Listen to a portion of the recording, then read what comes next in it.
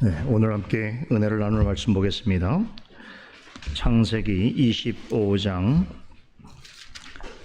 24절로 28절 말씀 봉독해 올리겠습니다.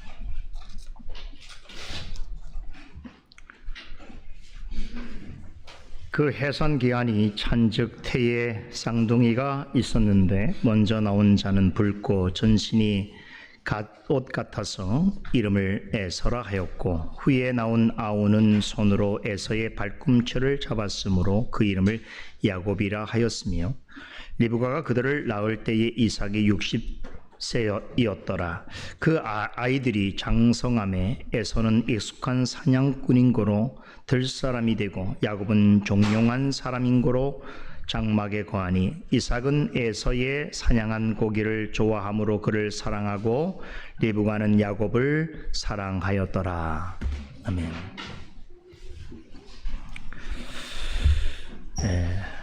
창세기 25장은 12장 이후로 아브라함의 생애를 중심으로 전개되던 모든 이야기가 마무리되고 드디어 그의 아들 이삭의 가족사에 관한 이야기의 서막이 시작되고 있다는 점에서 매우 중요한 의의를 갖습니다.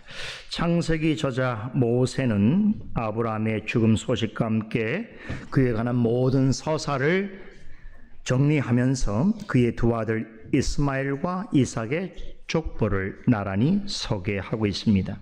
그런데 이 두 아들의 족보에 관한 설명은 매우 대조적으로 기술되어 있습니다. 이스마엘의 자손들은 크게 번성하는 축복을 누립니다.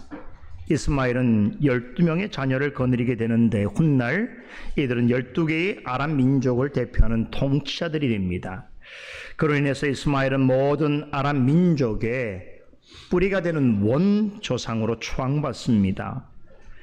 이스마엘의 자손들은 각각의 민족을 이루어서 지금의 아라비아 지역에 광범위하게 흩어져 거주하게 되었습니다. 이스마엘과 그의 후손이 이처럼 번영하고 번성할 수 있었던 것은 하나님의 축복의 결과였습니다. 일찍이 하나님께서는 창세기 17장에서 아브람과 할례 언약을 맺으실 때에 그 육적인 방법으로 얻은 이스마엘을 큰 나라들을 다스리는 12명의 통치자들의 조상으로 만들어 주시겠다라고 약속하셨습니다. 모세는 창세기 25장 13절에서 16절까지의 본문에서 이스마엘과 그의 후손들을 향한 이러한 하나님의 약속이 자신이 살던 시대에 이미 성취되었음을 밝히고 있습니다. 그러나 이와 동시에 이스마엘과 그의 후손은 하나님께서 이삭과 그의 후손에게 약속하신 언약의 복은 결코 누리지 못했음을 강조합니다. 이스마엘과 그의 후손들이 이전에 하나님께서 노아 언약 이후로 온 인류에게 약속하셨던 생육과 번성의 축복은 받아 누렸을지라도 하나님께서 아브라함을 우상의 땅에서 불러내시면서 그와 그의 자손들에게 말씀하신 언약의 복의 수혜자는 되지 못했습니다. 여러분, 전에 이스마엘이 어린 이삭을 무시하고 괴롭힌 일로 인해서 아브라함의 장막에서 내쫓겼던 일을 기억하실 것입니다. 창세기 21장에 나오지요. 그 일을 눈앞에서 목격했던 사라는 하갈의 아들 이스마엘은 자신의 아들 이삭과 함께 기업을 얻지 못할 자라고 하면서 그와 함께 하갈도 같이 아브라함의 집에서 쫓아내야 한다라고 애원했습니다. 아브라함은 그 이야기를 처음 들었을 때에 무척이나 고민하고 갈등했습니다. 이스마엘 역시 그의 아들이었기 때문입니다. 그런데 그때 하나님께서는 누구의 편을 드셨습니까? 심히 근심하는 아브라함에게 내 아내 사라가 내게 말한 대로 따르라라고 말씀하셨습니다. 이삭에게서 나는 자라야 내 씨가 씨라 부를 것임이라 라고 하는 말씀으로 그렇게 해야 하는 이유를 덧붙이셨습니다. 앞서 사라가 전한 말과 똑같은 말씀이었습니다. 이스마엘도 아브라함의 몸에서 난 씨이기 때문에 그로 하여금 크고 많은 민족을 이루게 하실 것이라고 약속하셨습니다. 그러나 하나님께서 언약의 후손으로 약속하신 아들은 이스마엘이 아니라 이삭이었습니다. 하나님께서 아브라함에게 그를 번제물로 드리라고 요구하셨을 때에 이삭을 가리켜 아브라함의 사랑하는 아들 독자라고 표현하셨습니다. 독자라고 하는 말은 하나밖에 없는 아들이라는 뜻입니다. 아브라함에게는 이스마엘과 이삭을 비롯해서 사라가 죽은 후에 얻은 후처 그도라고 하는 여인에게서 얻은 여러 명의 아들들이 있었습니다.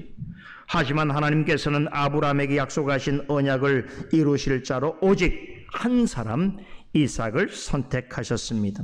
그런 까닭에 아브라함이 이삭을 번제단에 바치려 할 때에 내가 내 아들 내 독자를 아끼려 아니하였더라 라고 말씀하시면서 그의 순종에 대하여서 두 번이나 반복해서 칭찬하셨습니다. 그러시면서 창세기 22장 18절에 내 씨로 말미암아 천하 만민이 복을 얻으리니 이는 내가 나의 말을 준행하였음이니라 라고 하시면서 아브라함에게 하셨던 약속을 이삭과 그의 후손을 통해서 이루어 주시겠다라고 재차 약속하셨습니다. 하나님께서는 아브라함을 부르시기 전부터 또한 이삭이 태어나기 전부터 이런 계획을 가지고 계셨습니다. 하지만 아브람조차 이스마엘과 결별하기 전까지는 이 사실을 명확하게 깨닫지 못하고 있었습니다. 그래서 사라가 자신에게 이스마엘을 내쫓으라고 했을 때에 그녀가 단지 화가 나서 하는 말이라고 생각했습니다. 하지만 이내 하나님께서 직접 전해주신 말씀을 듣고서야 이삭에게서 이스마엘을 분리시키는 것은 하나님의 뜻을 이루는 일이라는 것을 그는 깨달았습니다. 그래서 인간적으로는 아비로서는 심히 근심되는 일이었으나 사라의 요구대로 이스마엘을 내쫓습니다. 하나님께서는 이스마엘을 추방할 때에 그 이후의 일들에 대해서는 책임지시겠다라고 아브라함에게 약속해 주셨습니다. 이스마엘, 그 뜻이 무엇인지 아십니까? 하나님이 들으신다라고 하는 뜻입니다. 그의 이름 뜻대로 하나님께서는 아브라함의 집에서 쫓겨난 하갈과 이스마엘의 생애를 돌보시고 인도하셨습니다. 그 결과가 이스마엘의 가문은 이삭의 가문보다 훨씬 더 번창한 방식으로 나타났습니다. 그의 후손들은 굉장히 빠른 속도로 증가하였습니다. 이스마엘은 장차 활 쏘는 자가 될 것이라고 하는 하나님의 예언대로 많은 땅을 정복하게 되었습니다. 그의 후손들은 이스마엘이 다진 토대 위에서 아람 문명이라고 하는 위대한 성취를 이뤄냈습니다. 그런데 이것을 아랍인들은 알라신 덕분이라고 생각합니다. 알라, 여러분 알라라고 하는 말의 뜻이 뭔지 아세요? 알라는 유일한 하나님, 유일신 하나님을 뜻합니다. 그래서 많은 사람들은 구약 성경에 나오는 여호와가 알라신이라고 믿는 사람들이 많습니다. 실제로 여호와를 아랍어로 번역하면 알라입니다. 그러니까 알라는 구약의 여호와처럼 유일한 하나님이다 라고 하는 뜻을 가지고 있습니다. 그런데 이슬람교에서는 아브라함을 계승하는 적통을 이삭이 아니라 이스마엘로 보고 있습니다. 이슬람의 경전인 꾸란에 따르면 알라신이 아브라함에게 요구한 제물은 이삭이 아니라 이스마엘이라고 합니다. 즉 알라신과 아브라함 사이에 맺은 언약을 계승하는 이는 이삭이 아니라 이스마엘이었다는 것입니다. 이런 이유로 이스마엘은 아랍 민족과 이슬람교의 조상으로 여겨지고 있습니다. 매우 흥미롭죠? 여러분들 이해를 돕기 위해서 참고로 좀 더 말씀을 드리면 이슬람교의 경전인 꾸란에는 성경에 기록된 내용들이 마구 뒤섞여 있습니다.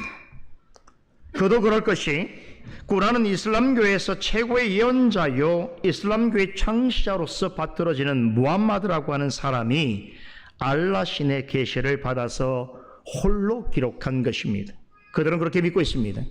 그런데 그 기록 시점은 성경 기록이 완성된 이후에 500년이나 지나서 기록되었습니다. 그 때문에 이 꾸란에는 그 이전에 기록된 신구약 성경의 내용뿐 아니라 초대교회 시대의 정통 기독교에서 이단으로 정죄받은 여러 가지 이단 사설들도 혼합되어 있습니다. 그뿐만 아니라 무함마드의 개인적인 사상과 주장도 많이 반영되어 있습니다. 그런 점에서 이슬람의 알라 신을 성경에서 말하는 하나님과 동일시하는 것은 매우 잘못된 일입니다. 꾸란에는 성경에 언급된 내용들이 많이 동원되고 기록되어 있습니다. 말씀대로 마구마구 뒤섞여 있는 방식으로 기록되어 있습니다. 그래서 지금 우리는 창세기 말씀을 통해서 아브라함과 맺은 영원한 하나님의 언약은 그 상속자는 이삭이라고 우리는 생각하지만 그들은 이삭이 아니라 이스마엘이라고 봅니다.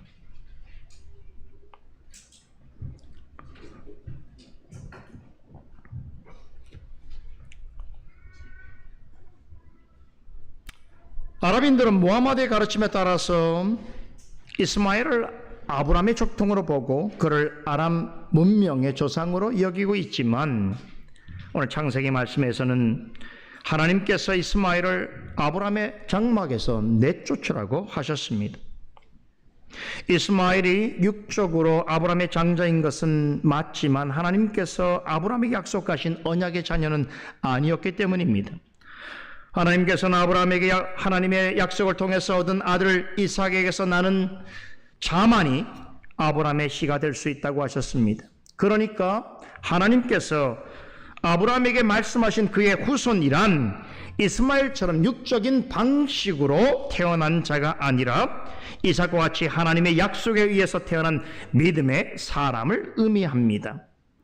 이처럼 하나님께서 아브라함에게 사라의 요구대로 이스마엘을 추방하라고 하신 이런 영적인 깊은 의미가 담겨 있습니다. 이것을 성경의 영감을 통해서 가장 정확하게 해석하여 성경 기록을 남긴 이가 바로 사도 바울입니다. 바울은 갈라디아서 4장에서 이 사건이 지니고 있는 영적인 의미와 교훈에 대해서 아주 정밀하게 해석합니다. 간단하게 요약하면 이렇습니다. 아브라함이 이스마엘과 이삭을 낳은 것은 결코 우연한 일이 아니라는 것입니다. 여기에는 하나님의 기쁘신 뜻과 섭리가 있습니다. 이스마엘은 아브라함의 장자입니다. 하나님께서 사라를 통해서 언약의 자손을 주시겠다고 약속하셨음에도 불구하고 아브라함과 사라가 인간적인 방법으로 얻은 자녀입니다. 바울은 그런 이스마엘을 계집 종에게서 육체를 따라 얻은 육신의 아들이라고 부릅니다. 즉 이스마엘은 하나님의 선택에 의한 언약의 약속을 따라 난 자가 아니라 인간의 죄악된 본성을 따라서 난 모든 사람을 대표한다는 것이지요. 그에 반해 이삭을 가리켜서는 자유하는 여자로부터 하나님의 약속으로 말미암아 난 약속의 자녀라고 합니다. 하나님의 약속에 의해서 태어났다는 것은 구원받도록 택함을 받았다라고 하는 뜻입니다. 그런 점에서 이삭은 하나님의 택하심과 은혜로 인하여 구원 얻은 모든 사람을 대표합니다. 영적인 의미에서 보자면 두 사람은 이렇게 큰 대조를 보이고 있습니다. 사도 바울은 갈라디아서 4장 29절에서 더욱 선명한 표현으로 두 사람을 비교 대조합니다. 이스마엘은 육체를 따라 난 자이나 이삭은 성령을 따라 난 자라고 합니다. 육체를 따라 났다는 것은 하나님의 형상을 가진 존재로서 하나님이 베푸신 일반적인 은총과 복을 누릴 수는 있어도 아브람과 그의 언약의 후손들에게 약속하신 신령하고 거룩한 축복은 맛볼 수 없다는 사실을 함축하고 있습니다. 이 축복은 아브람과 이삭처럼 오직 하나님의 특별한 택하심과 구별하심의 은혜를 받은 사람, 곧 그리스도 안에서 성령으로 말미암아 새 생명을 얻은 하나님의 자녀만이 누릴 수 있습니다. 그렇다면 아브라함이 이스마엘을 장막에서 쫓아낸 일은 무엇을 의미하는가? 육체를 따르는 사람은 구원 얻을 수 없습니다. 인간적인 성품과 기질이 어떠하고 세상에서 무슨 직업과 무슨 업적과 성취를 이루었고 또 얼마나 유복하고 또 장수하든 간에 그런 것으로는 하나님의 언약 백성이라고 할 수 없습니다. 하나님이 아브라함과 이삭과 그의 후손에게 말씀하신 그 구원의 은혜와 축복을 맛보아 누릴 수 없습니다.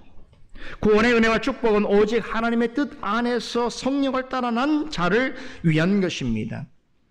이런 것은 인간적인 생각과 노력에 의해서는 얻을 수 없습니다. 오직 하나님의 주권적인 택하심과 오직 그리스도께서 십자가에 이루신 완전한 구속의 은혜와 이것을 언약의 자녀에게 적용해 주시는 성령님의 역사를 통해서만 주어집니다. 하나님께서는 성령을 따라 난 사람은 하나님의 자녀로서 그 신분과 권세에 합당한 축복을 누리며 사는 자가 되게 하시겠다라고 하는 약속을 반드시 이루신다는 것을 증명하시기 위해서 먼저 아브라함을 부르셔서 그가 자녀를 낳을 수 없는 중에 약속의 자녀를 얻게 하셨습니다. 다시 말하지만 이스마엘 역시 아브라함의 자식입니다. 하지만 그는 하나님의 언약을 저버리고 인간적인 생각과 노력으로 얻은 육신의 아들입니다. 그는 애초에 하나님께서 아브라함에게 언약을 통해서 말씀하신 약속의 자녀가 아니었습니다. 하나님은 이삭을 낳기 이전부터 수차례 아브라함의 후사는 반드시 사라의 몸을 통하여 나는 자라야 한다라고 말씀하셨습니다. 이 약속이 언제 이루어집니까? 아브라함이 100세일 때, 사라가 90세일 때 이루어집니다. 여러분, 90세와 100세에 노인이 어떻게 자녀를 생산할 수 있습니까? 로마서 4장에 보게 되면 바울은 생식 능력을 완전히 상실한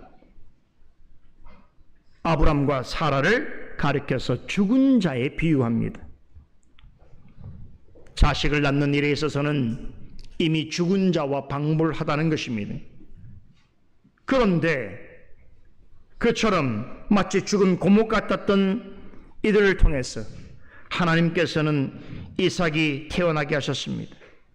이렇게 죽은 고목에서 아름다운 꽃이 피고 좋은 열매가 열리는 것은 말 그대로 기적이었습니다. 절대적인 하나님의 능력과 은혜로서 이루어진 일입니다. 그렇다면 왜 하나님께서는 이삭을 이런 방식으로 태어나게 하셨는가? 그것은 성령을 따라 난 자에게 주어지는 구원이란 하나님의 절대적인 주권과 오직 은혜로서만 이루어지는 하나님의 역사라고 하는 것을 명료하게 보여주시기 위해서였습니다. 우리는 이 같은 진리를 이삭의 두 아들 에서와 야곱의 탄생을 통해서도 확인할 수 있습니다. 이 두 아들의 탄생의 기사에서 우리가 먼저 주목해야 될 한 가지 사실이 있습니다. 그것은 리브가 역시 그의 시어머니 사라와 마찬가지로 아이를 낳을 수 없는 불임 여성이었다라고 하는 사실입니다. 모세는 창세기 25장에서 이스마엘의 족보를 소개한 후에 이삭의 족보를 언급하는데 두 내용을 비교해보면 큰 대조를 보입니다. 바울이 육신의 자녀라고 말한 이스라엘의 후손들은 어떻게 되었습니까? 하나님께서 약속하신 생육과 번성의 복을 곧바로 풍성히 받아 누렸습니다. 그에 반해 언약의 자녀로 태어난 이삭은 매우 힘들게 자녀를 얻습니다. 60세가 되어서야 쌍둥이를 얻습니다. 결혼한 지 20년이 지난 후였습니다. 아마도 당시에 이삭이 이스마엘의 소식을 들어 알고 있었다면 하나님께서 하시는 일에 대하여 이런 의문을 가졌을 수 있습니다. 이스마엘은 아버지의 집에서 쫓겨났음에도 불구하고 그의 후손은 번창하고 그의 가문은 날로 번성해 가는데 유일한 상속자로 택함을 받은 자신에게는 왜 그토록 오랜 세월이 지나가도록 자녀가 생기지 아니하는가? 하나님은 아버지와 자신에게 번성과 번영의 축복을 약속하셨음에도 왜 자신과 아내를 이런 방식으로 다루시는가? 어떻습니까? 아무리 믿음 좋은 이삭이라도 마음 한켠에 이런 질문을 갖지 않았을까요? 아마도 이스마엘의 형통함에 대하여 알았다면 분명히 이런 질문을 가졌을 것입니다. 그런데 모세는 이삭이 60이 다 되도록 결혼한 지 20년이 지났음에도 자녀를 얻지 못한 이유를 단도직입적으로 밝힙니다. 그것은 그의 아내 리브가가 아이를 잉태할 수 없었기 때문입니다. 그녀는 이삭의 어머니 사라처럼 아이를 낳을 수 없는 불임 여성이었습니다. 그러면 왜 하나님께서는 아브라함이 정한 언약의 상속자여 약속의 자녀인 이삭에게 아이를 낳을 수 없는 여인을 아내로 맞이하게 하신 것인가? 여기는 두 가지 확실한 이유가 있습니다. 첫째는 하나님의 약속은 인간적인 생각이나 인위적인 수단이 아니라 오직 하나님의 은혜와 능력으로 이루어진다는 것을 알게 해주시기 위해서입니다. 이삭은 일찍이 아버지 아브라함의 삶을 통하여 이 같은 교훈을 뼛속 깊이 깨달았을 것입니다. 그래서 그는 아버지와 다르게 아이가 생기지 않는다 하여도 다른 여인을 통해서 자녀를 낳으려고 하는 시도를 하지 않았습니다. 두 번째 이유는 이삭과 리브가가 하나님께서 주신 약속을 끝까지 믿고 이것을 이루어주실 나를 고대하면서 믿음으로 더욱더 하나님을 의지하도록 하시기 위해서입니다. 하나님께서는 이렇게 하심으로써 이삭과 리브가로 하여금 아브람과 사라에게 행하신 하나님의 주권적인 섭리와 역사를 그들의 자녀인 이삭과 리브가로 하여금 몸소 경험하도록 해주셨습니다. 그리하여 이삭과 리브가는 아브람같이 하나님께서 계획하시고 말씀하신 언약은 처음부터 끝까지 오직 하나님의 은혜와 일하심을 통해서 이루어진다는 것을 배우고 깨달았습니다. 그랬기 때문에 이삭은 결혼한 지 20년 동안 아이를 갖지 못하였어도 하나님의 약속을 믿으면서 임신하지 못한 아내를 오히려 더 위로하고 사랑하면서 그녀를 위하여 또한 그녀와 함께 인내하면서 하나님께서 약속을 이룬 날을 바라보면서 기도할 수 있었던 것입니다. 마침내 하나님께서 그들의 기도에 응답하셨습니다. 리브가는 한꺼번에 쌍둥이를 임신하게 됩니다. 아이를 잉태할 능력이 없었던 여인이 한 아이도 아니라 쌍둥이를 임신한다는 것 자체가 사실상 불가능한 일입니다. 초자연적인 일입니다. 그런데 결혼한 지 20년 만에 쌍둥이를 가진다 하더라도 비교되는 이스마엘의 후손이 번성한 것을 비교해 볼 때에 상대적으로 이것은 너무나 늦은 데다 겨우 두 아이 20년 만에 비교거리가 될 수 없는 것입니다. 이미 상당한 후손들을 두고 여러 민족들을 형성하여 나아가는 이스마엘의 후손들을 비교해 본다면 이것은 매우 보잘것없이 여겨질 만한 일이었습니다. 하지만 이삭과 리브가는 오히려 이 일을 통해서 하나님께서 하시는 일에 대하여 큰 깨달음을 얻습니다. 하나님의 약속이 이루어지는 것은 오직 하나님의 능력과 은혜로 되어진다는 것을 그들은 더욱더 확신하게 됩니다. 이삭이 60세의 자녀를 얻고 불임 여성이었던 리브가가 결혼한 지 20년 만에 쌍둥이를 임신하게 된 일로 인해서 그들은 하나님께서 아브람과 사라에게 약속하셨던 대로 당신의 언약 백성의 삶을 어떻게 다루시고 어떤 방식으로 당신의 약속을 이루어 가시는지에 대하여 깊이 숙고하고 그 의미를 깨달아 가게 됩니다. 이러한 일들이 인간적인 생각으로 보자면 늦은 일 같지만 은혜 안에 생각해 보면 결코 늦은 것이 아닙니다. 하나님의 은혜는 물리적인 시간으로 판단할 수 없습니다. 오히려 그들은 오랜 시간 아이를 갖지 못했지만 그 일을 통하여 하나님을 깊이 깨닫고 경험하게 되었습니다. 그것이 축복인 것입니다. 이스마엘과 그의 후손들이 크게 번성하고 여러 민족을 이루게 된 것 역시 하나님의 축복이었습니다. 그런데 여러분, 어떤 모습으로 나타났죠? 하나님이 그런 일을 행하게 하셨음에도 불구하고 그들은 하나님께 감사하지도 아니하고 영광을 돌릴 마음도 갖지 않았습니다. 그들은 자손을 낳고 민족을 이룬 일에 있어서 하나님의 뜻을 생각하거나 하나님을 의지하지 않았습니다. 오히려 자신들의 힘과 지식과 능력으로 이뤄낸 일이라고 생각했습니다. 그렇기 때문에 그들은 번성하고 번창해 갈수록 하나님을 더 멀리하고 하나님의 뜻을 더욱 대적했습니다. 이것을 사도 바울이 뭐라고 표현했습니까? 바로 육체를 따라난 육신의 사람의 전형적인 모습이다라는 것입니다. 이 세상에서 하나님을 알지 못하는 자도, 교회를 다니지 않는 사람도, 그들이 누리는 복들은 다 하나님께로 온 것입니다. 그러나 그들은 결코 그 일을 통해서 하나님께 감사하거나 영광 돌리지 않습니다. 오히려 그 복을 왜곡하고 오용하여서 자기를 위한 일로만 사용하려고 하는 것이죠. 사도 바울은 그런 모습을 가리켜서 육체를 따라난 육신의 사람이다 라고 그 열매를 보면 알 수 있다는 것입니다.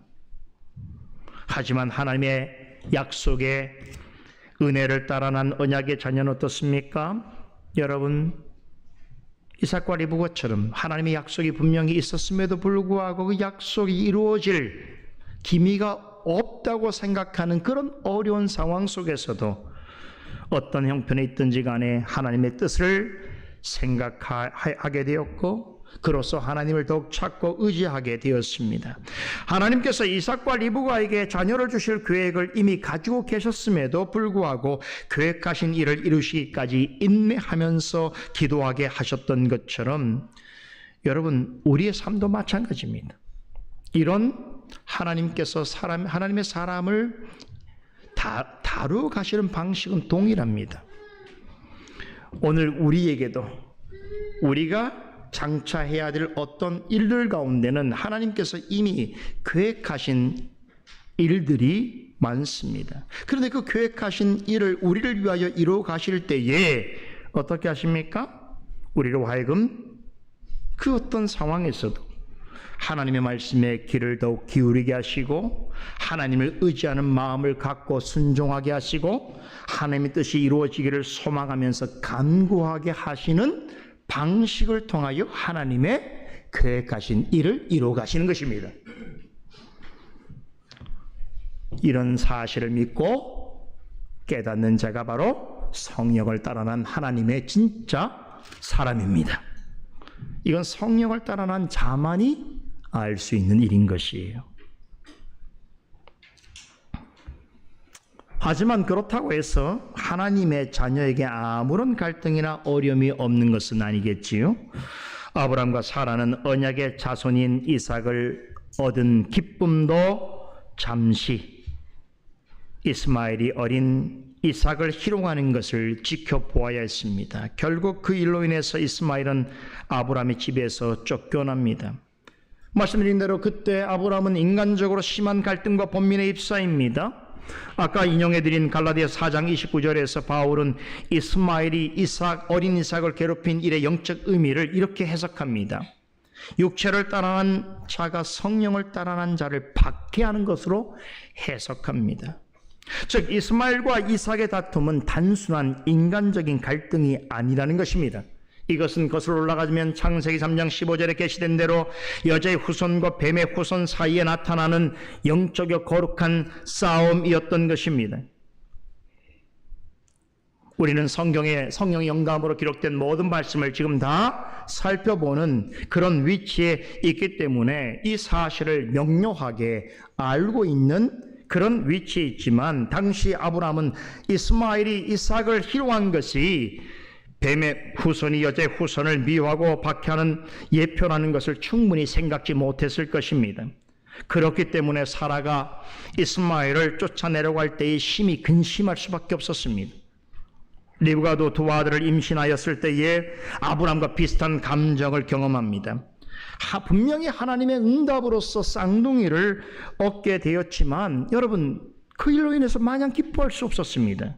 왜 그랬습니까? 두 아이는 리브가의 뱃속에 있을 때부터 아주 처절하게 격렬하게 싸웠습니다.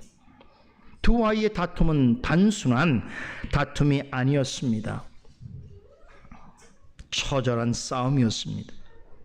이 일은 그들을 임신한 리브가에게 심한 불안과 고통을 가져다 주었습니다. 자, 생각해 보세요. 지금 리브가가 임신한 두 아이로 인해서 여러분 이런 심한 내적인 불안과 고통을 경험하게 되는 것은 결국 무엇을 말해주는 것입니까? 리브가의 태 속에 있는 두 아이의 다툼은 이전에 아브라함의 장막 안에서 있던 이스마엘과 이삭 사이에 일어났던 다툼의 연장인 것입니다. 다시 말해서 이 쌍둥이 아들의 싸움은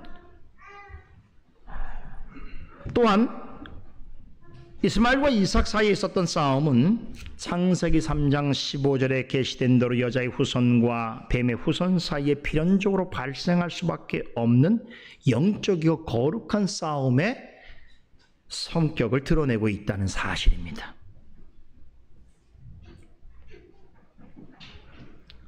그러나 리브가가 이에 대해서 우리만큼 정확하게 이해할 수 있었을까요? 아마 그 당시는 이해하기 어려웠을 것입니다.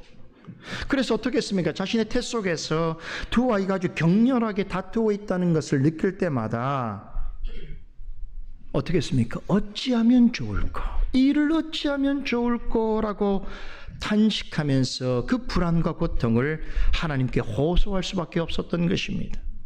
그때 하나님께서 뭐라고 답변해 주셨습니까? 두 국민이 내 태중에 있구나. 두 민족이 내 복중에서부터 나누이리라. 이 족속이 저 족속보다 강하겠고 큰 자는 어린 자를 섬기라고 하는 창세기 25장 23절의 말씀을 답해 주셨습니다. 지난주에 이 말씀에 담긴 영적 의미를 해설해 드렸습니다. 리브가가 임신한 쌍둥이는 앞으로 전개될 하나님의 구속사에 있어서 전혀 다른 양상으로 나타낼 두 국민과 두 민족을 대표하는 것이다.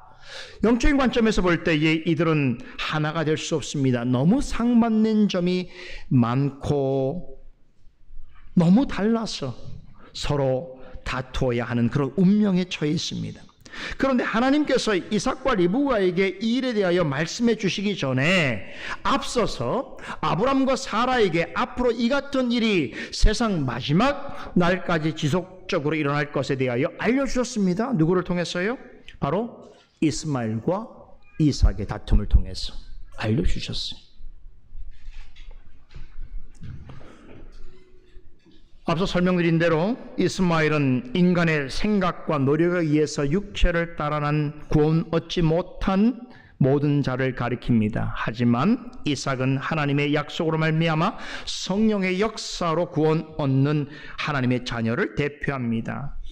세상의 관점에서는 누가 우선입니까? 누가 위에 있습니까? 이스마엘입니다. 이스마엘이 육신적으로는 장자입니다. 그러나 영적인 관점에서는 아브라함의 언약을 계승할 자는 어떤 사람입니까? 장자, 큰 자가 아니라 차자, 작은 자입니다. 즉 이스마엘이 아니라 이삭입니다. 그런데 과거에 이스마엘이 이삭을 희롱했던 것처럼 세상에서는 주로 육체를 따라 난 자들이 성령을 따라 난 자들보다 우위에 있다고 생각하여 성령을 따라 난 자들을 미워하고 박해합니다. 그런 역사가 일반적이지요. 그렇죠. 하나님의 뜻을 멀리하고 대적하는 자들이 오히려 하나님을 믿고 따르는 자들을 핍박하는 양상으로 나타나게 됩니다. 이런 일은 본질적으로 하나님의 나라 백성과 세상 나라 백성 간의 싸움으로서 그리스도께서 재림하실 때까지 계속될 것입니다. 신약 성경의 저자들은 이 같은 싸움은 신령하고 거룩한 싸움이요 또한 하나님 백성과 마귀의 백성 사이에 벌어지는 치열한 영적 전쟁으로 묘사합니다. 그러나 중요한 것은 이런 싸움이 주님께서 오시는 날까지 계속될 것이나 이 싸움의 이 전쟁의 결과는 하나님에 의해서 이미 결정나 있다는 것입니다. 이미 하나님께서 창세기 3장 15절에서 이렇게 말씀하셨지요. 여자의 후손은 뱀의 머리를 상하게 할 것이요 뱀은 그의 발꿈치를 상하게 할 것이라고 하셨습니다. 유일한 여자의 후손으로 오실 예수 그리스도께서 마지막 날에 마귀의 머리를 부서뜨림으로 최종 승리하실 것이라고 이미 창세기 3장 15절에 예언해 주셨습니다. 예수님 안에서 성령으로 는 모든 하나님의 자녀는 그리스도와 함께 최후 승리를 맛보게 될 것입니다. 리브가가 임신한 두 아들은 이스마엘과 이삭의 관계와 마찬가지로 장차 영적으로 완전히 다른 자리에 있게 될 서로 다른 백성, 다른 민족을 암시합니다. 큰 아들은 하나님을 멀리하는 육체를 따라가는 세상 나라 백성을 대표한다면 작은 아들은 하나님의 약속을 따라가는 하나님의 나라 백성을 대표합니다. 그런데 세상에서는 어떻습니까? 큰 자와 작은 자가 서로 충돌할 때 누가 이깁니까? 큰 자가 이기게 돼 있어요. 왜 그렇습니까? 크고 힘이 세기 때문에 세상에서는 큰 자가 이기는 것이 일반적입니다. 그렇죠. 그래서 스스로 크다고 생각하는 자들이, 스스로 힘이 세다고 하는 자들이 그렇지 못하다고 판단하는 그리스도인을 조롱하고 박해하는 것입니다. 하지만 하나님의 생각은 전혀 다르십니다.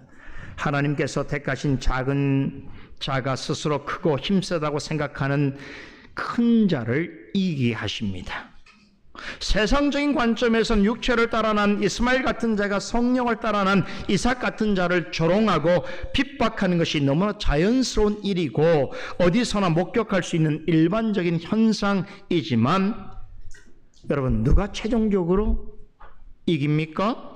그리스도 안에서 성령을 따라난 하나님의 자녀가 승리하게 되어 있습니다. 하나님께서 리브가가 태 속에 있는 쌍둥이의 다툼으로 인해서 크게 불안하여 하나님께 도우심을 구할 때에 하나님께서 큰 자가 어린 자를 섬기게 되리라 라고 답해 주신 이 말씀에 제가 지금까지 말씀 설명드린 모든 내용의 의미가 압축적으로 담겨 있습니다.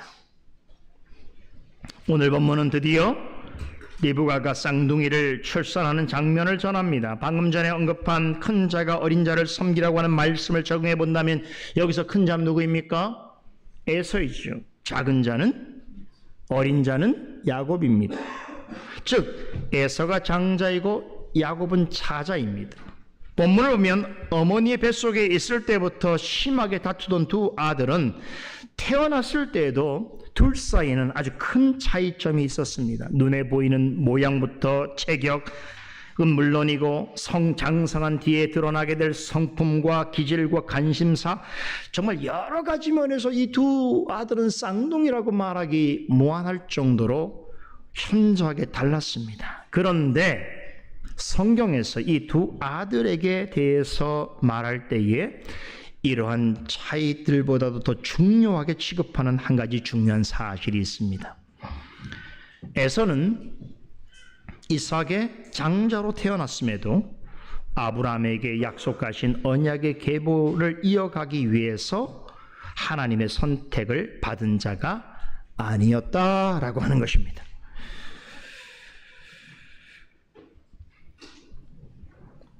그 당시로서는 이러하신 하나님의 뜻과 계획을 다 알 수 없는 처지였기 때문에 그들의 아버지 이삭은 두 아들 중에 장자인 에서에게 더 마음을 둡니다.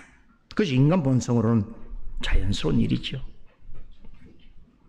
다음 시간에 살펴보겠습니다만 이삭은 자신과 현저하게 성품과 기질이 달랐던 에서를, 즉 사냥꾼인 에서를 더 좋아합니다. 그에게 더 많은 애정을 줍니다. 하지만 에서는 하나님의 선택된 자가 아니었습니다. 이삭의 기대와 달리 하나님은 언약의 상속자로 야곱을 선택하셨습니다. 에서와 야곱은 이스마엘과 이삭과 다르게 한 어머니의 배에서 태어난 쌍둥이입니다. 이 점에서 달라요. 이스마엘은 종이 낳은 자식이지요. 그리고 이삭은 본부인이 낳은 자식입니다. 이 점에 있어서 둘은 아주 뚜렷한 차이점이 보여집니다. 그러나 에서와 야곱은 같은 부모의 같은 배에서 태어난 쌍둥이입니다. 그런데 창세기 25장 23절에 두 국민이 내 태중에 있구나, 두 민족이 내 복중에서부터 나누이리라. 이 족속이 저 족속보다 강하겠고 큰 자는 어린 자를 섬기라고 하는 말씀이 있었듯이 두 사람이 태어나기도 전에 그들을 향한 하나님의 계획은 이미 결정되어 있었습니다. 두 사람은 각각 큰 민족을 이루게 될 것인데 장차 서로 다른 두 민족의 조상이 되는 에서와 야곱은 태어나기 전부터, 즉 같은 어머니의 뱃속에 있기 전부터 그 운명이 정해져 있었다라고 하는 말입니다. 먼저 태어난 에서는 이스마엘처럼 구원받지 못할 자로 택함을 받았으나 에서의 발꿈치를 잡고 태어난 야곱은 이삭과 같이 구원 얻을 자로 택함을 받았습니다. 여러분, 나중 시간이 지나면 이 결과가 명확하게 드러나지요. 에서와 그의 후손들은 하나님의 언약 밖에 머뭅니다. 그리고 하나님과 이스라엘을 대적하는 그런 자리에 있게 됩니다. 하지만 야곱과 그의 후손은 아브라함과 이삭에게 약속하신 언약의 계보를 이어가면서 영적인 축복과 구원을 얻습니다. 자, 우리는 바로 이 대목에서 성경에서 가장 이해하기 어려운 한 가지 주제를 맞닥뜨리게 됩니다. 그것은 바로 예정론입니다.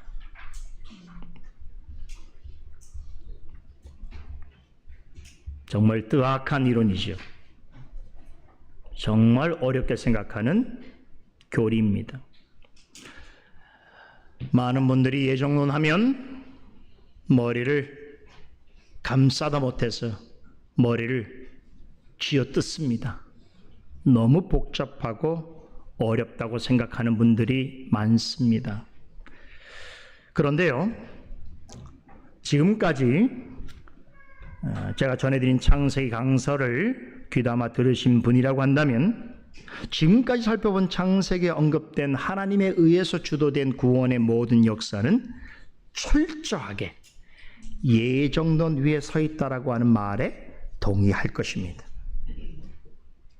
아담과 하와가 범죄한 후에 하나님의 관점에서 인류의 역사는 두 그룹으로 나뉘어집니다. 하나님을 경외하는 경건한 셋의 계보와 하나님을 대적하는 가인의 계보가 그것입니다. 그런데 하나님께서는 경건한 셋의 계보를 선택하셨습니다. 시간이 흐르면서 이 두 계보가 통혼으로 혼합되어 온 세상에 죄악이 관영하였을 때에 오직 한 사람과 그의 가정만 하나님의 은혜를 입습니다. 누굽니까? 노아입니다.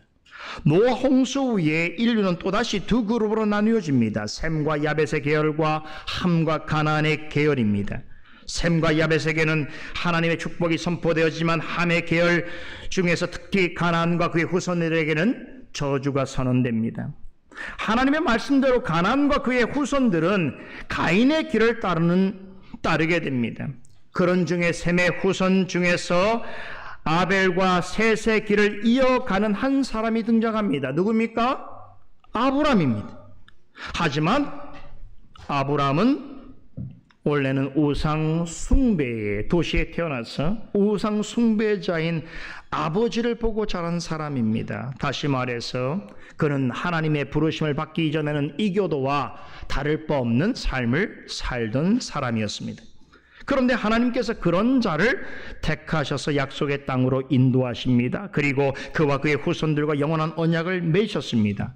이 언약을 아담 이후로 계승할 자로서 그 약속의 자녀로 장자 이스마엘이 아니라 사자 이삭을 택하셨습니다. 그리고 이삭의 쌍둥이 아들 중에서도 에서 대신에 야곱을 선택하셨습니다. 이렇게 지금까지 창세기를 통해서 살펴본 구원에 관한 내용은 한결같이 하나님께서 미리 계획하신 것을 택하신 사람들을 통해서 친히 이루어 가시는 구원의 성취 역사라고 볼 수 있습니다. 지금까지 창세기 강서를 들었으면 이 정도는 동의해야 돼요. 그렇죠?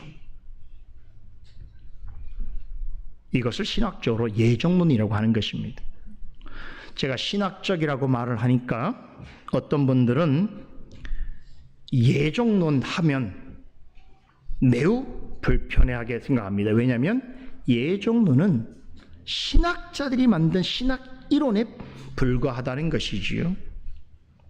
혹자는 예정론을 칼빈이 만든 신학 사상이라고 생각합니다. 그렇기 때문에 자신이 이해하지 못하는 예정론 때문에 칼빈주의는 전체 다 잘못되었다라고 주장하는 이도 있습니다.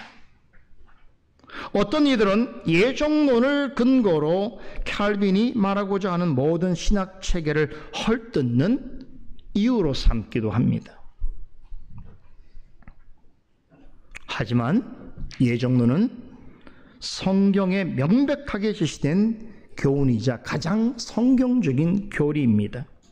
우리는 이 사실을 성경 여러 곳에서 확인해 볼 수 있습니다.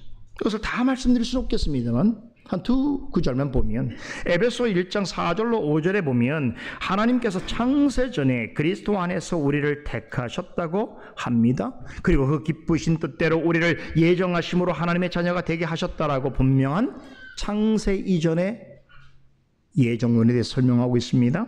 로마서 8장 29절에서는 하나님이 미리 아신 자들로 그 아들 즉 예수 그리스도의 형상을 본받게 하시기 위해서 미리 정하셨다, 예정하셨다라고 말씀하고 있습니다.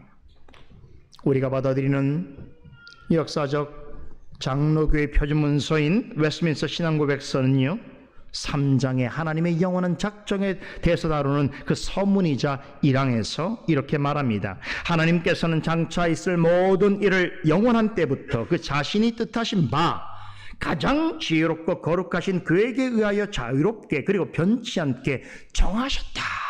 와, 우리 장로 교인들이 표준문서로 받아들인 웨스트민스터 신앙고백서에 여러분 하나님에 대해서, 하나님의 생각에 대해서, 하나님의 계획에 대해서 가르쳐주는 가장 첫 번째 내용에 언급되는 것이 바로 예정론이에요. 이 사실을 받아들이지 못한다면 웨스트민스터 신앙고백서 그 이후의 내용들은 다 받을 수가 없어요. 다시 말하면 순전한 장로교인이 될 수 없는 것입니다.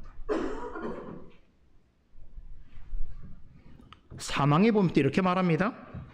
하나님의 작정에 따라서 자신의 영광을 나타내기 위해 어떤 사람들은 영원한 생명에 이르도록 예정하셨고 그 밖의 사람들은 영원한 사망에 이르도록 미리 정하셨다라고 기록되어 있습니다. 지금 말씀드리는 것을 여러분들이 잘 이해하고 있든 또 혼란스럽게 생각하든 간 상관없이 성경과 신앙 고백서는 예정론을 하나님의 진리라고 가르치고 선언하고 있습니다. 여러분이 어떻게 생각하고 있든 간에 예정론은 성경의 가르침에 가장 충실한 교리입니다. 많은 분들이 예정론에 대해서 오해하고 있지만 성경적인 예정론의 가장 중요한 핵심은 무엇인가? 그것은 하나님께서는 모든 피조물과 모든 일에 대하여 절대적인 주권자로 계시다라고 하는 것이 예정론의 핵심 사항입니다. 여러분들이 오해하는 건 아무런 상관이 없어요. 그건 여러분의 생각이에요. 성경에서 말하려고 하는 예정론의 가장 중요한 핵심은 무엇이냐면 하나님은 모든 피조물에 대하여 그 피조물 가운데는 인격을 가지고 있는 존재인 천사와 사람도 포함되죠. 그 모든 피조물에 대하여 모든 일에 대하여 절대적인 주권을 가지고 계시는 절대적 주권자라는 사실이, 즉 하나님은 당신이 창조하신 모든 것의 실제적인 주인이시라는 것입니다. 하나님은 인간을 비롯해서 모든 피조물을 창조하셨습니다. 그렇기 때문에 모든 것에 대하여 절대적인 소유권을 가지고 계십니다. 만약에 하나님께서 이러한 소유권을 가지지 못하거나 소유한 것들에 대해서 절대적인 권한을 행사할 수 없다면 진정한 주권자라고 말할 수 없습니다. 하나님이 주권자가 아니시라고 한다면 그런 하나님은 성경에서 가르치는 하나님이 아닌 것입니다. 방금 전에 언급한 웨스트민스터 신앙고백서에 진술을 낸 대로 하나님에게는 영원전부터 그 마음에 원하는 대로 가장 지혜롭고 가장 거룩한 뜻에 따라서 가장 자유롭게 앞으로 장차 일어날 일들에 대하여 불변하는 방식으로 정하실 절대적인 주권이 있으십니다. 왜 그렇습니까? 하나님은 창조주이실 뿐만 아니라 전지전능하시기 때문입니다. 만약에 하나님이 영원전부터 어떤 확정적인 계획을 가질 수 없거나 장차 될 일을 미리 확정할 수 없거나 당신의 마음에 원함은 있는데 그것을 완벽하게 이룰 수 있는 지혜와 능력이 없다면 그는 성경에서 가르치는 하나님이 아닙니다. 또한 우리가 믿는 하나님이 아닙니다.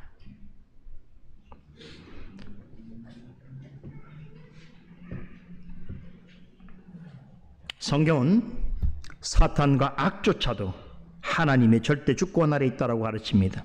사탄과 악은 하나님이 만드신 것이 아닙니다. 그것이 어떻게 만들어서 존재하게 되었는지에 대해서는 성경은 자세하게 설명하지 않습니다. 사람으로서는 다 이해할 수 없는 신비에 속하는 부분이 있습니다. 그럼에도 싫지 않은 사탄과 악이 세상에 들어오게 된 것은 절대적인 주권자이신 하나님의 허용이 있었기 때문입니다.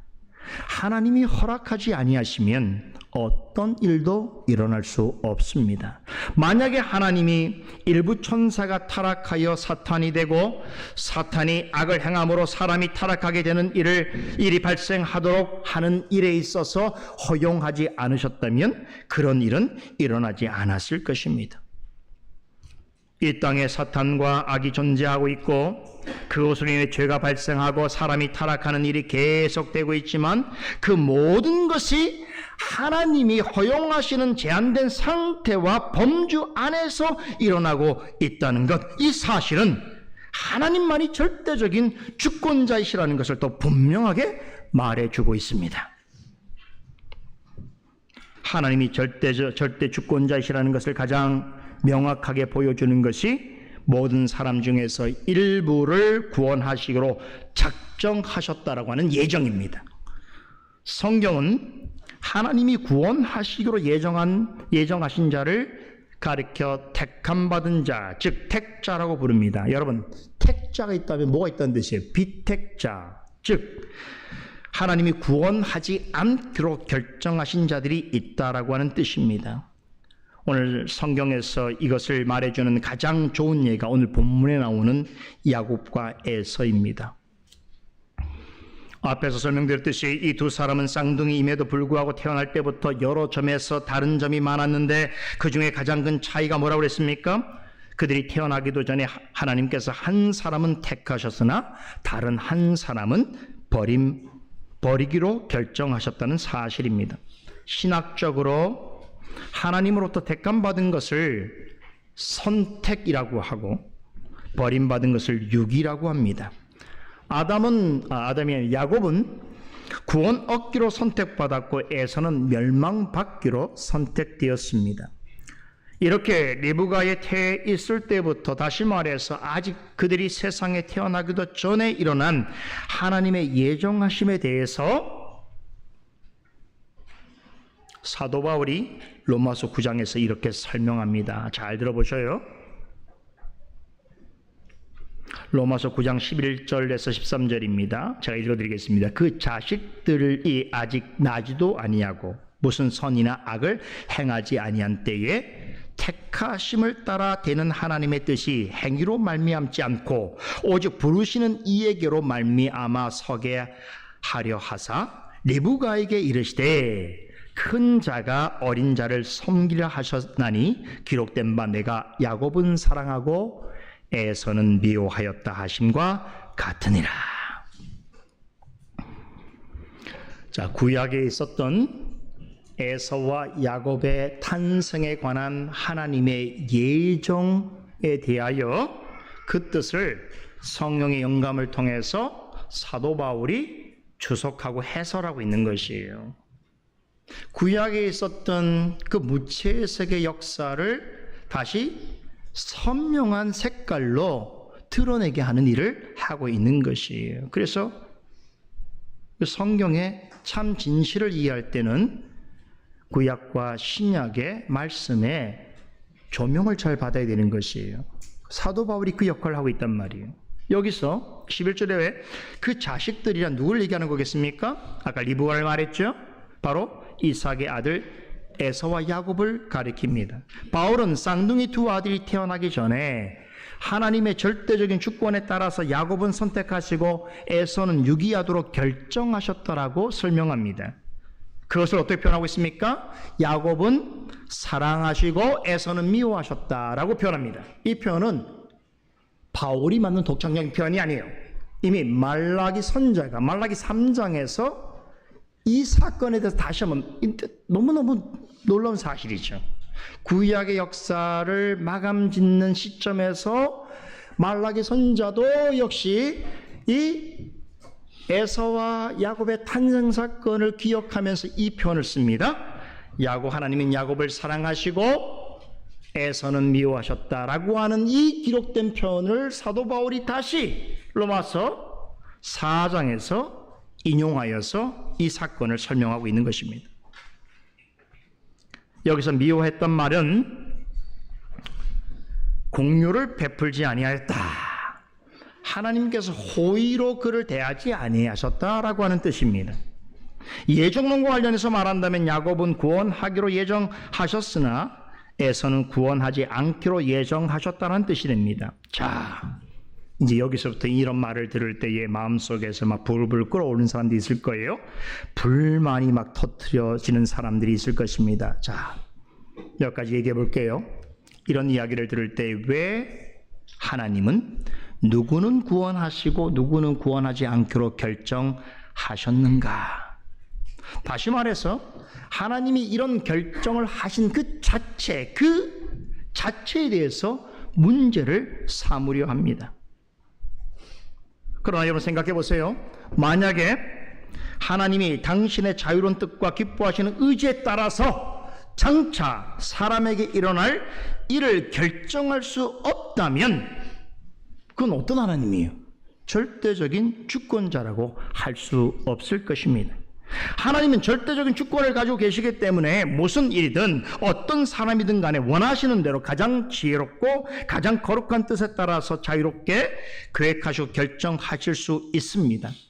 하나님에게 누구를 구원하고 안 하는 일을 마음에 원하는 대로 하지 말라라고 요구하는 것은 마치 하나님대로 하나님의 절대적인 주권을 더 이상 행사하지 말라, 하나님은 절대적인 주권자가 되어서는 안 된다고 하는 말과 다를 바가 없습니다. 여러분, 누가 하나님에게 이런 말을 할 수 있습니까? 절대적인 주권을 행사할 능력과 의지가 없는 하나님이라면 우리가 믿고 따르는 하나님일까요? 성경에서 가르치는 하나님일까요? 그럴 수 없습니다. 야곱과 에서가 무슨 선이나 악을 행하기도 전에 하나님께서 야곱을 사랑하시고 에서를 미워하셨다는 것은 하나님의 절대적인 주권입니다. 자, 이렇게 말하면 또 이것은 너무 불공평하다라고 불만을 제기하는 사람들이 또 있습니다. 그럴 거라면 차라리 두 사람을 다 사랑하시든지 둘 다 미워하셔야 하는 것이 아닌가? 그게 공평하지. 어떻게 하나님이 누구는 사랑하시고 누구는 미워하신다는 게 이게 도대체 말이 되는가? 달리 말하면 이런 주장이겠지요. 하나님이 세상에 있는 모든 사람을 구원하기로 예정하시든지 그것이 아니라면 모든 사람을 다 구원하지 않기로 예정해야 공평한 일이 아니겠는가? 잘 따라오고 계시죠? 잘 생각하면서 들으셔야 돼요.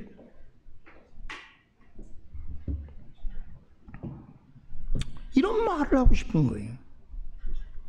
그러나 이것은 주장일 뿐 사실이 될 수 없습니다.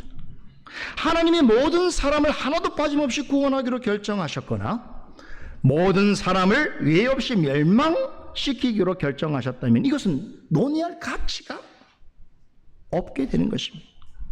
이것이 사실이라면 우린 성경도 필요 없고 예수님도 필요 없고 십자가도 복음도 필요 없게 되는 것이, 이것은 주장할 수 있지만 사실은 아닌 것이죠. 그렇다면 마지막으로 이렇게 묻는 분들이 있습니다.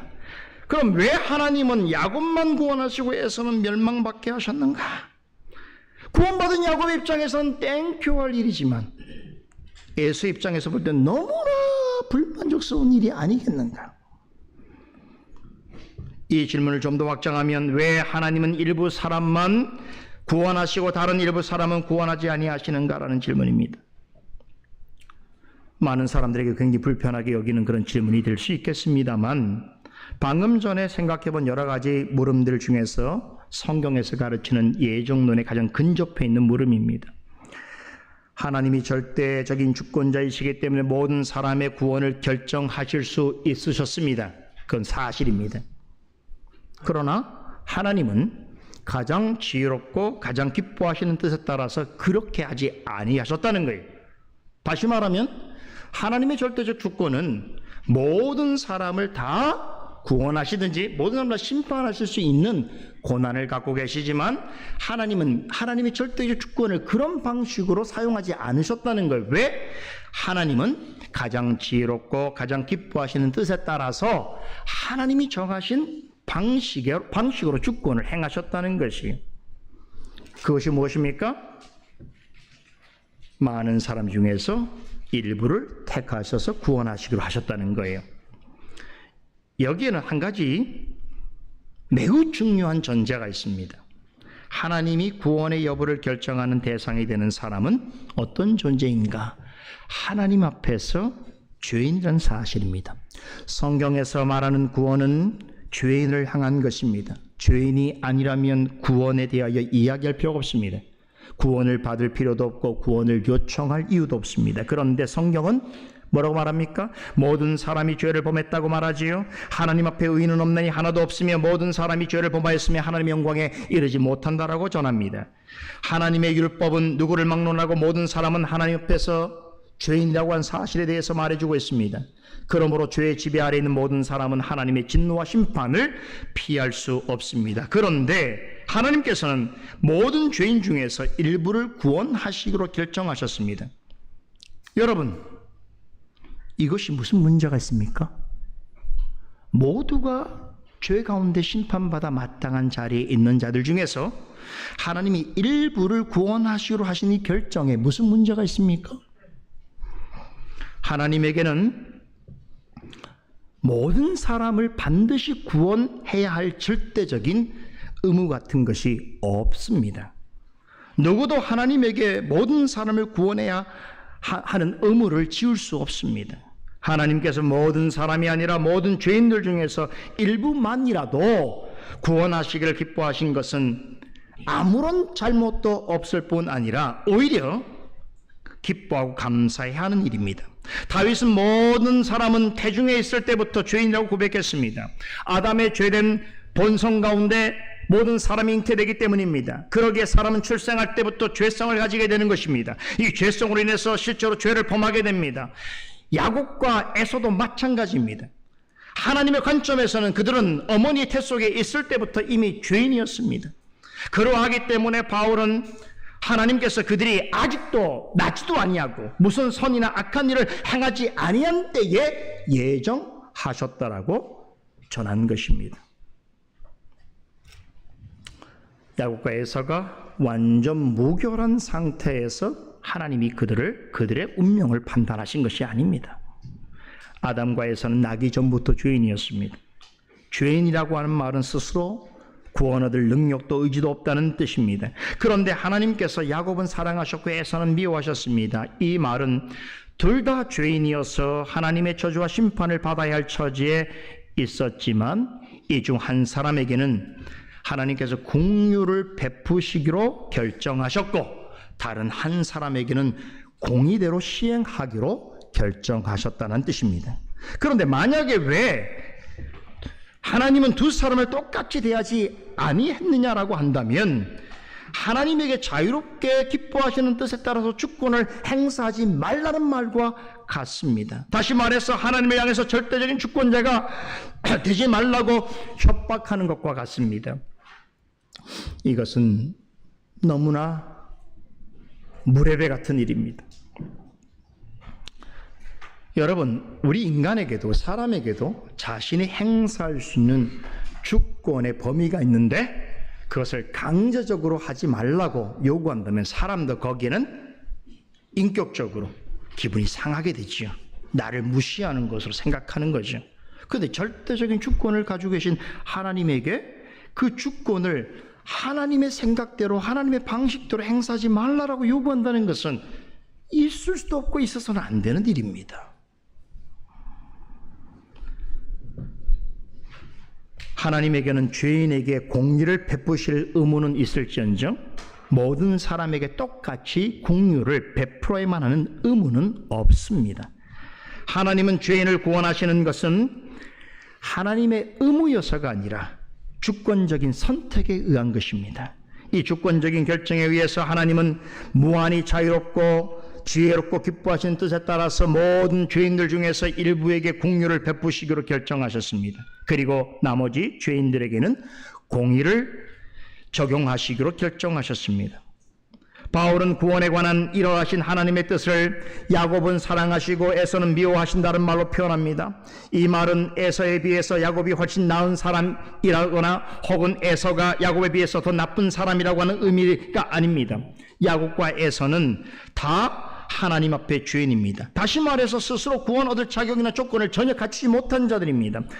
앞으로 우리가 전개될 창세기 말씀을 통해서 확인하게 될 일이지만 야곱이라고 하는 사람은 정말로 문제가 많은 사람이에요. 태어날 때부터 형의 발꿈치를 잡고 못 나오게 했던 사람이에요. 그 성격 그대로 살아갑니다. 그래서 야곱의 인생을 보게 되면 정말 어떻게 이런 자를 하나님이 사랑하시는가를 생각하게 될 만큼 또 어떤 면에서는 우린 야곱의 인생을 통해서 우리 자신을 아주 정확하게 면밀하게 보게 됩니다. 야, 어떻게 야곱과 내가 이렇게 비슷한가? 기대하세요. 야곱 속에서 여러분 만날 여러분 자신을 기대하시란 말이에요. 그런데도 하나님께서는 야곱이 아직 선이나 악을 행하기 이전에, 그것을 행하지 않았을 때, 즉 태어나기도 전에 구원하기로 택하셨습니다. 그리고 리브가에게 큰 자가 어린 자를 섬길 것이라고 하신 말씀을 이루시기 위해서 그의 삶에 적극적으로 개입하시고 하나님의 자녀로 살아갈 수 있도록 이끄십니다. 이것이 야곱을 향한 하나님의 뜻이요 하나님의 사랑이었습니다. 하나님은 이와 같은 뜻과 사랑을 에서에게는 어떻게 하셨다는 거예요? 호의로 베풀지 아니하셨다는 것이, 호의로 베풀지 아니했다는 것 자체는 문제가 전혀 아닌 것이, 그렇죠. 여러분, 우리가 길을 가다가 이렇게 거린을 만나잖아요. 그런 분들 만났을 때에 뭐 우리가 마음에 뜻이 있어서 그들에게 뭐 얼마를 줄 수도 있고 집에 데려가서 식사를 대접할 수도 있고 하죠. 그러나 이 세상에서 만나는 모든 거린들을 다 집으로 초대해서 그들을 대접하지 않는다고 해서 그 사람이 잘못된 건 아니잖아요. 쉽게 생각해 보세요. 그렇죠? 그러니까 하나님이 긍휼을 베푸시는 건 하나님에게는 의무가 아니에요. 그걸 아셔야 돼요. 하나님이 모든 사람, 모든 죄인을 똑같이 대해야 될 의무가 하나님께는 전혀 없습니다. 오히려 하나님의 의무는 죄에 대하여 공의를 판단하시고 공의를 심판하는 게 하나님의 의무예요. 그런 중에 하나님이 그 하나님의 공의의 대상이 될 만한 사람 중에 모두를 그 공의로 심판하지 아니고 어떤 자에게 대해서 우리가 길을 가다가 그날은 유독히 마음에 감동이 있어서 어떤 사람을 도우려고 하는 것처럼 어떤 자에게 호의를 베푸시고 어떤 자는 그 상태로 내버두셨다는 거예요.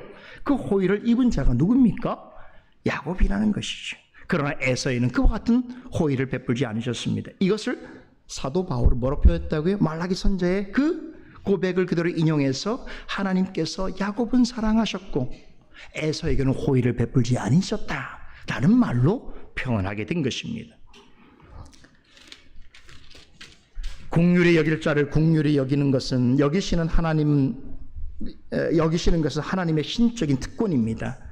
사도 바울의 설명을 따르면 하나님께서 이 신적 특권을 모든 사람에게 똑같이 적용하지 아니하신다고 해서 하나님을 향해서 불의하다거나 하나님을 공평한 분이라고, 공평하지 않는 분이라고 말해서는 안 된다는 것입니다. 그래서 사도 바울이 뭐라고 그래요?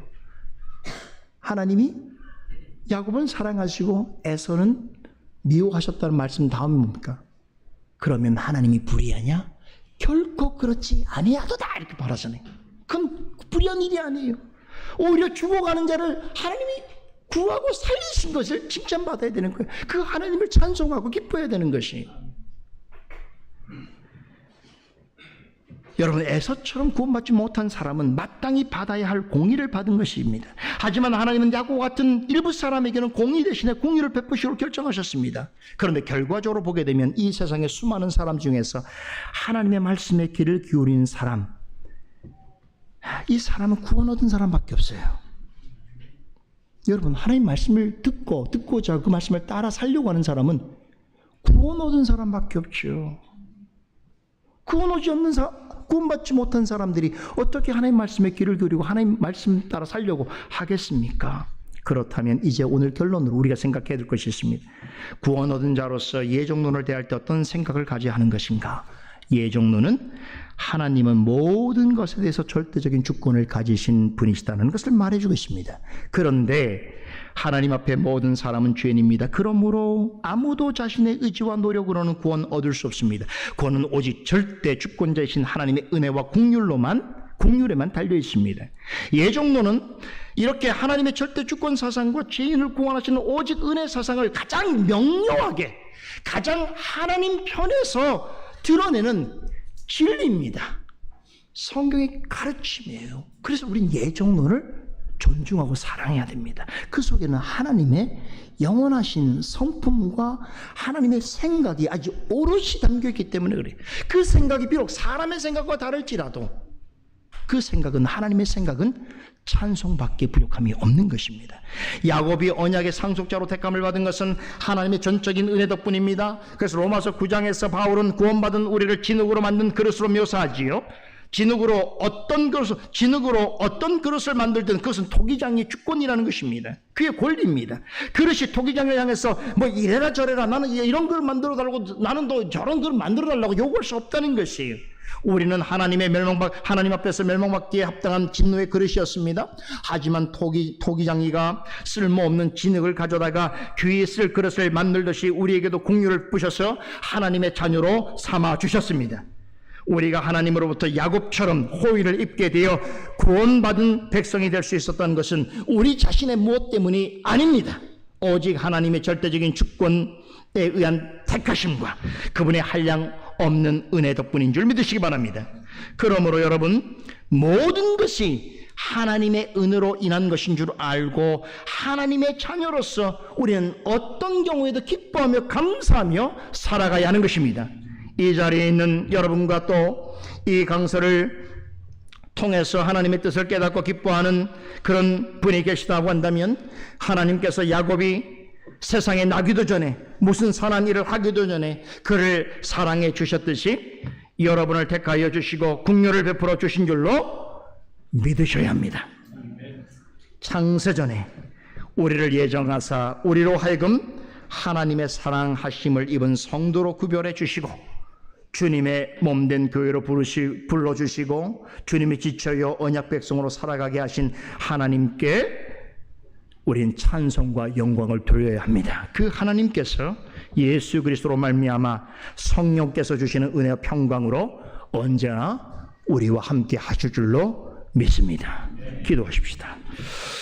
거룩하신 하나님, 오늘도 창세기의 말씀을 통하여 성경 전체를 관통하는 성경의 진리에 대하여 상고해 보았습니다. 우리의 지식과 생각으로는 다 이해할 수 없는 부분이 있을지라도 우리가 하나님의 하나님 되심을 말씀을 통하여 또 증거하시는 그 가르침을 받을 때에 순전한 마음으로 겸손한 자의 마음으로 받게 하여 주시고 그 말씀의 토대 위에 든든히 서가는 우리의 신앙과 교회의 삶이 되게 하여 주시옵소서. 감사드리며 예수 그리스도 이름으로 기도드리옵나이다.